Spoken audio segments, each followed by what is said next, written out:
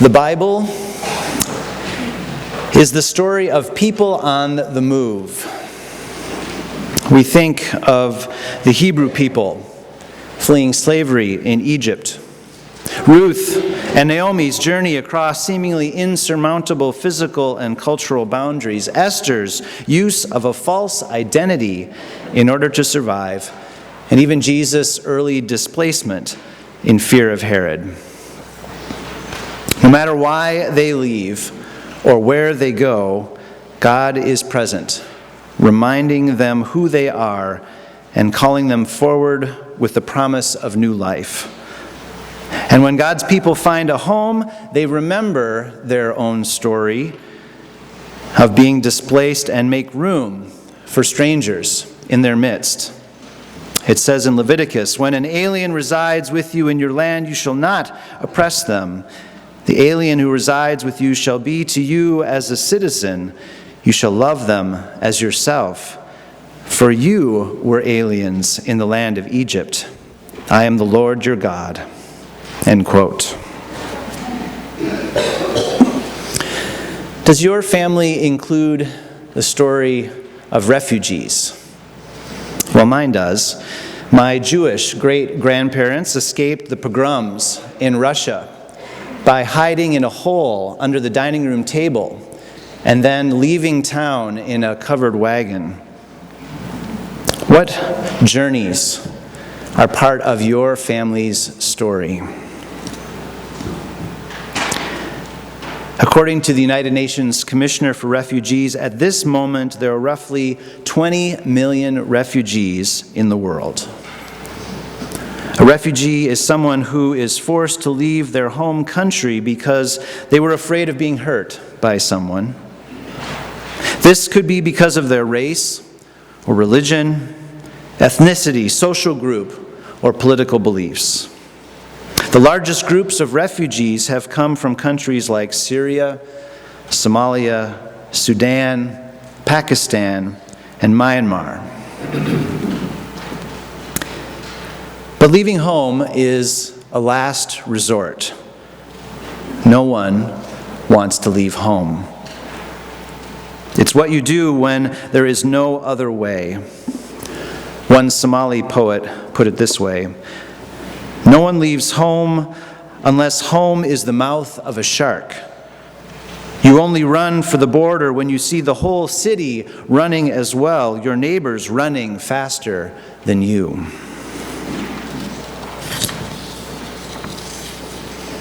In the coming weeks, our church will again become part of the journey of a refugee family who has left their home and is coming to Minnesota. This church has done this before, a couple of times.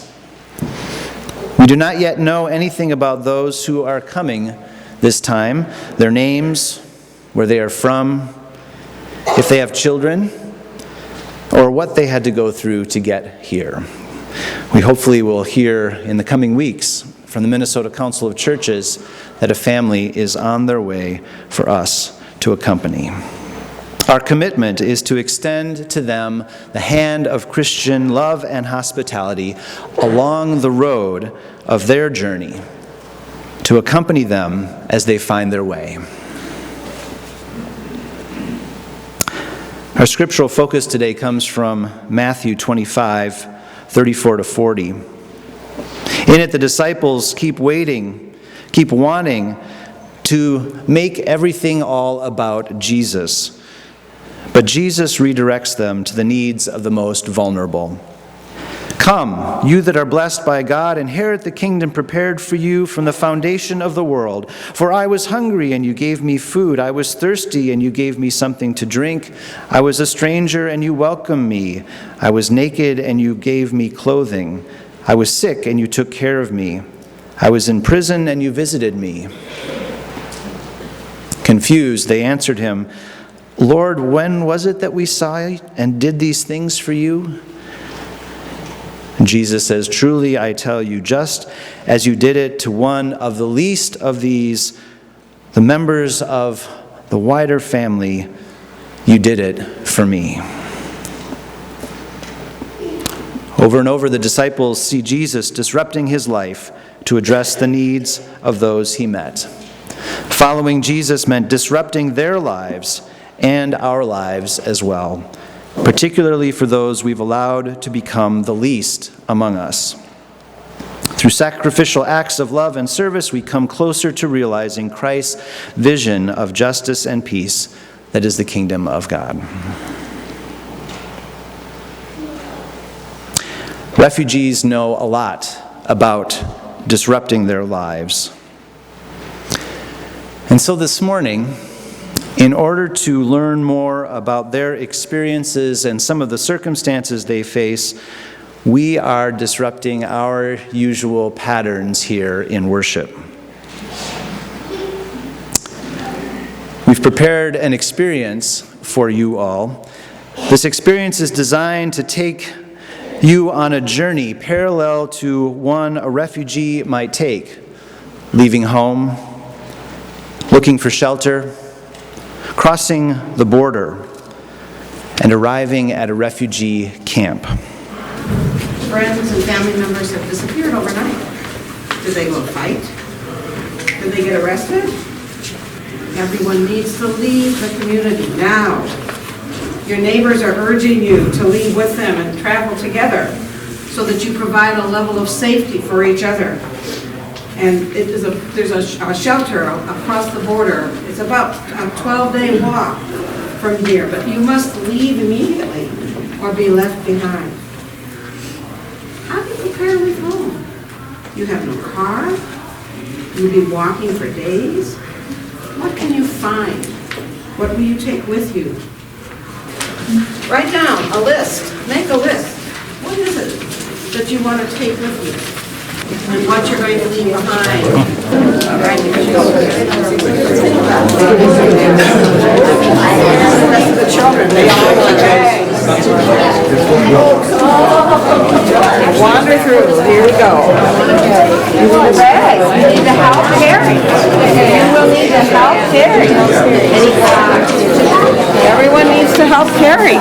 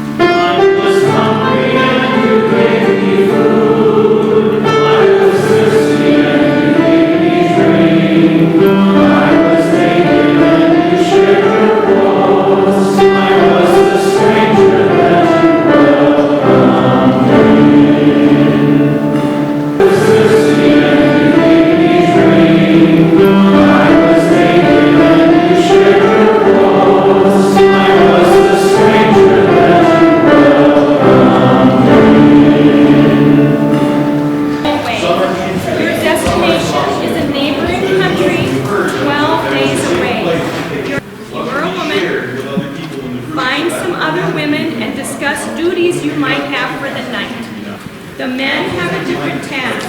You've discovered you've brought too much with you. Look at the list of things you are carrying. Look at the list and reduce it by 1/3. And have some blankets, but not enough for the whole room. So these are some situations that some of you find yourself in.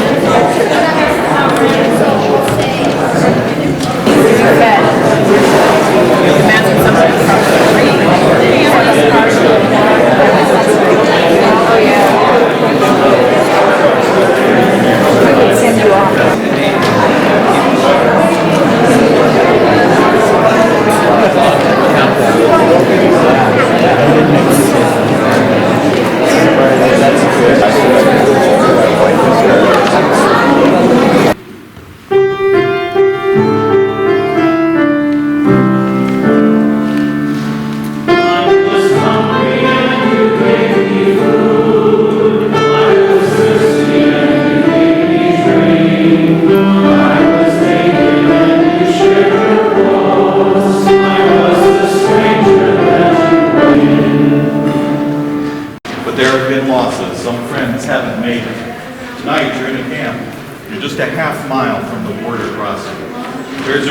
UN refugee camp just over the border. Rumor has it that tomorrow there is a 75% chance that 100 people will cross the border. You are next in line. Most of the 1,000 people in this camp are keeping their place in line that aid workers have set up. These international workers walk throughout the camp, helping with injuries, offering food and counsel. They are calming everyone down. Just so at night you have to be alert for people that enter the camp and harass and threaten the most vulnerable. They also come with offers to take you to a lesser-known border crossing to the north. This service is for a fee for those with a little money. Tomorrow is promising. 12 days of walk, and finally, safety, shelter, food supplies, and medical attention is close. But not everyone has identification or legal papers needed to cross the border. Everyone must take at least one additional person and create a combined family here. So your task is find someone near you and create a combined family. Because combined families will be kept together as you cross the border. So you want to take as many of your neighbors with you. So your task is to find someone near you and create a combined family. Decide what your last name will be and what you will use and what your relationship to each other is. Are they a cousin, an uncle, an aunt, a niece, a nephew?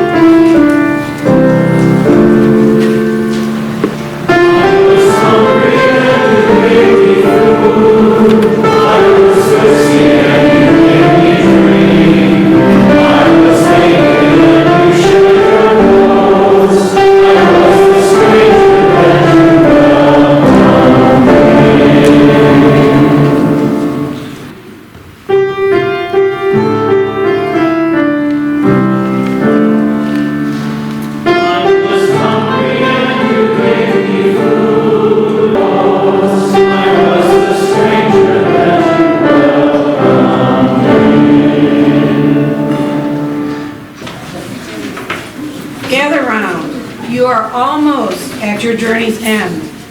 You woke up before dawn and are exhausted, having not slept well last night. You and your new combined family approached the border and successfully negotiated the initial search of all your possessions, a body search, a battery of questions by the military officers. Your paperwork and your stories are sufficient to allow access to the country. Then you went to the nearby refugee camp. Whoosh, woo, woo, whoosh, whoosh, whoosh, whoosh, whoosh, whoosh, whoosh, whoosh, whoosh, whoosh, whoosh,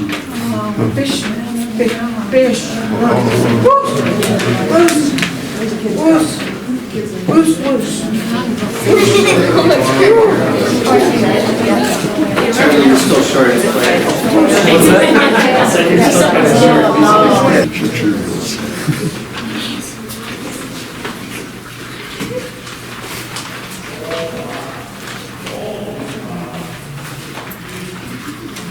While you wait, you feel a sense of relief at having survived the 12-day walk. You can't wait to find out what life in a refugee camp will be like and what will happen next. You don't know it, but displaced persons living in a sanctioned, protected refugee camp like this one will often be there more than 12 years. Some will be fortunate enough to relocate to another country by means of sponsorship programs. Some will have the opportunity to return to their homeland. Some may die here. You don't know how long you're going to be here, but you begin to consider how you will make this camp feel like home.